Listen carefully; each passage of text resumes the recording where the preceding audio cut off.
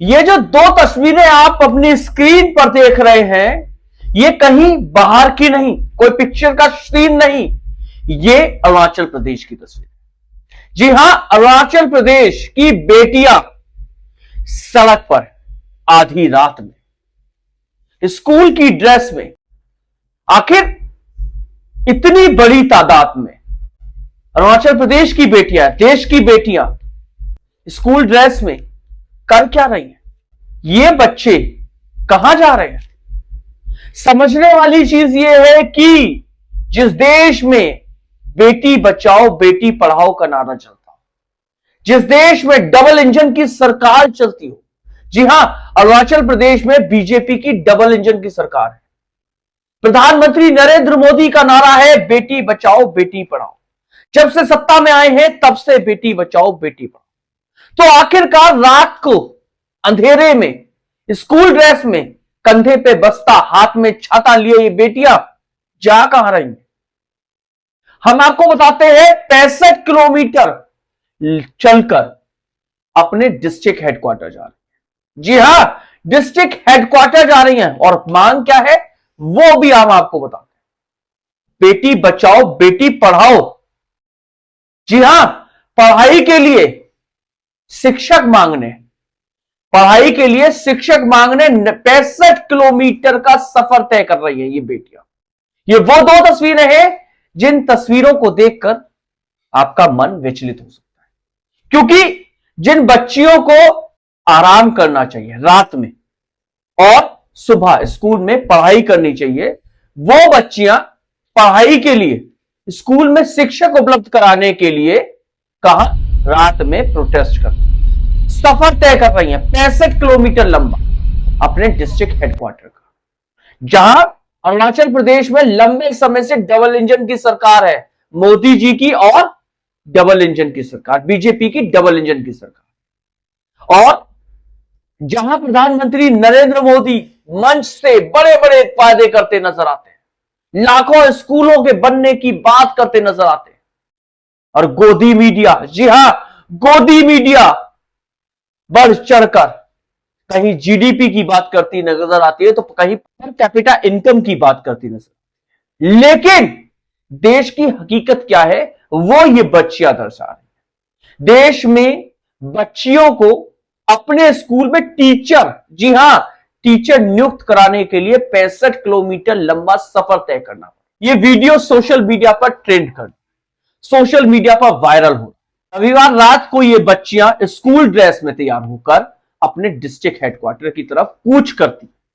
90 लड़कियां एक साथ एक स्वर में स्कूल टीचर की मांग करती नजर, अपने अधिकार की मांग करती नजर, फ्रीडम की बात करती नजर। समझने वाली चीज यह है डबल इंजन की सरकार है अरुणाचल प्रदेश में। जी हां, बीजेपी की सरकार है। आपने कसीदे बहुत सुने होंगे।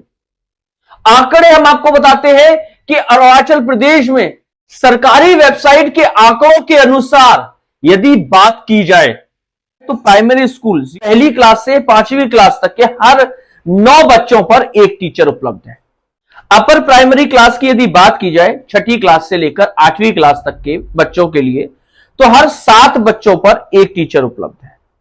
सेकेंडरी यानी कि 9वीं से 10वीं क्लास तक के बच्चों की बात की जाए तो हर 9 बच्चों पर एक टीचर उपलब्ध है। और हायर सेकेंडरी स्कूल की बात की जाए 11वीं से 12वीं तक के तो हर 14 बच्चों पर एक टीचर उपलब्ध है। ये सरकारी आंकड़े हैं जिनको बढ़ चढ़कर गोदी मीडिया या सरकार हर बार चुनाव से पहले वेबसाइट्स पर अपलोड कराती है दुनिया को दिखाने के कि देश कितना विकसित हो रहा है, बच्चे कितने शिक्षित हो रहे हैं। लेकिन जमीनी हकीकत इन बच्चियों ने आधी रात में 65 किलोमीटर का सफर तय करके दिखा दिया। जब ये बच्चियां रात के अंधेरे में नीली स्कूल की ड्रेस में, कंधे पर स्कूल का बस्ता लिए, हाथ में छाता लिए आगे बढ़ती नजर आई। मांग सिर्फ इतनी कि हमें हमारे टीचर दे दो, हमें हमारे स्कूल में प्रॉपर पढ़ाने के लिए शिक्षक दे दो, हमें आजादी दे दो। वो जो बेटी बचाओ बेटी पढ़ाओ का नारा देते हैं, आखिर वो अब बताएंगे कि आखिर क्या वजह आ पड़ी? 65 किलोमीटर लंबा सफर इन 90 बच्चियों ने क्यों तय किया? क्यों इन्हें डिस्ट्रिक्ट हेडक्वार्टर जाना पड़ा? अब हम आपको बताते हैं घटना का। अरुणाचल प्रदेश के कसांग जिले के न्यांग गांव की कस्तूरबा गांधी बालिका विद्यालय की ये बच्चियां हैं जो अपने घर से बाहर निकलकर 65 किलोमीटर का सफर तय करती है अपने डिस्ट्रिक्ट हेडक्वार्टर के लिए। अरुणाचल प्रदेश में लंबे समय से डबल इंजन की सरकार है, बीजेपी की, मोदी जी की सरकार है, शाह जी की सरकार है और डबल इंजन की सरकार है, जो बेटी बचाओ बेटी पढ़ाओ का नारा देते हैं। जब से सत्ता में आए हैं तब से बेटी बचाओ बेटी पढ़ाओ का नारा गूंज रहा है, लेकिन बेटियों को शिक्षक नहीं मिल रहा है।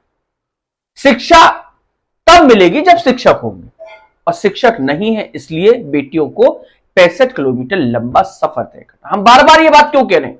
क्योंकि आपको गोदी मीडिया इस पर डिबेट करती नजर नहीं आएगी, आपको गोदी मीडिया इस पर सवाल करती नजर नहीं आएगी, क्योंकि सवाल करने का जो चलन है ना, वो गोदी मीडिया में बंद हो चुका है। अब वो सवाल नहीं करते, अब वो जय जयकार करते, तारीफों के पुल बांधते हैं। जी किसकी बांधते हैं ये आप बखूबी जानते हैं, किसकी चरण वंदना करते हैं आप बखूबी जानते हैं, लेकिन सवाल करने की हिम्मत अब गोदी मीडिया में नहीं। लेकिन ये बच्चियां सवाल कर रही हैं, अपने अधिकार के लिए आगे बढ़ रही हैं, अपने अधिकार के लिए लड़ रही हैं, और सरकार से कह रही हैं कि भाई हमको टीचर दे दो, हमको आजादी दे दो।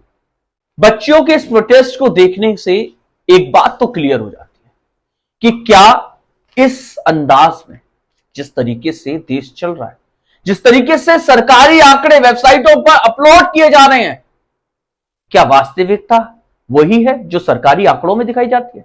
क्या वास्तविकता वही है जो देश के सामने परोसी जा रही है, या वास्तविकता कुछ और है?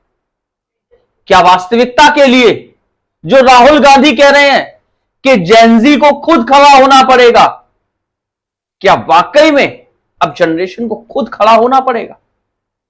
क्या सरकार आगे बढ़कर कुछ परिवर्तन लाएगी? बहरहाल इस सब पर निगाह बनाकर रखेंगे। इन बेटियों को टीचर मिलते हैं या नहीं मिलते, आप तक ये खबरें पहुंचाते रहेंगे। यदि आपने मेरे इस चैनल को लाइक नहीं किया है, सब्सक्राइब नहीं किया, तो लाइक कर दीजिए, सब्सक्राइब कर दीजिए, जिससे कि मैं गौरव यादव बेबाक अंदाज में आप तक ये खबरें पहुंचाता हूं। नमस्कार।